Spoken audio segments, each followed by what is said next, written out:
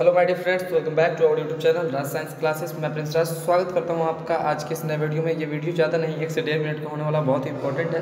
हर बार नहीं, कभी कभी एग्जाम में देखा जाता है और ज़्यादातर एग्जाम में ये देखा जाता है, यहाँ सब्जेक्टिव क्वेश्चन भी बनते हैं कि भारत में सर्वप्रथम राष्ट्रीय आय की जो गणना होती है, ये गणना कब और किनके द्वारा की गई थी। याद रखिए कि भारत में सर्वप्रथम यानी कि सबसे पहली बार जब भारत में राष्ट्रीय आय की जो गणना हुई थी वो कब और किसके द्वारा की गई थी। तो इसका राइट ऑप्शन बहुत ही छोटा है।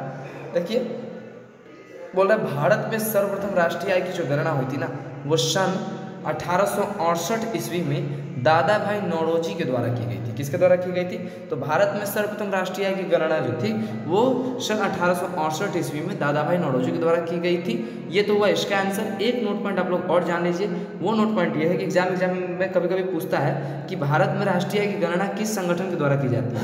तो याद रखिएगा कि भारत में जो राष्ट्रीय आय की गणना है वो केंद्रीय सांख्यिकी संगठन के द्वारा की जाती है। किसके द्वारा की जाती है?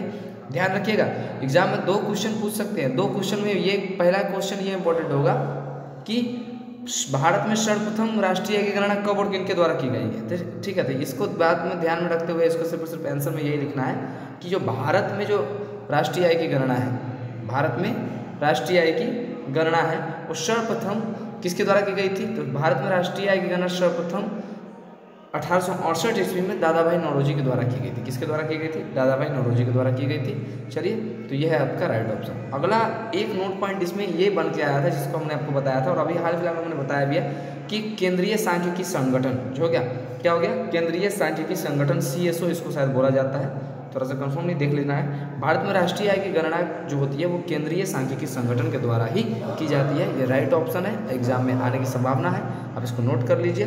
चैनल को सब्सक्राइब कीजिए ऐसे ही छोटे वीडियोस और मोर इंपॉर्टेंट क्वेश्चंस के लिए। तब तक के लिए गुड बाय, मिलते हैं नेक्स्ट वीडियो में।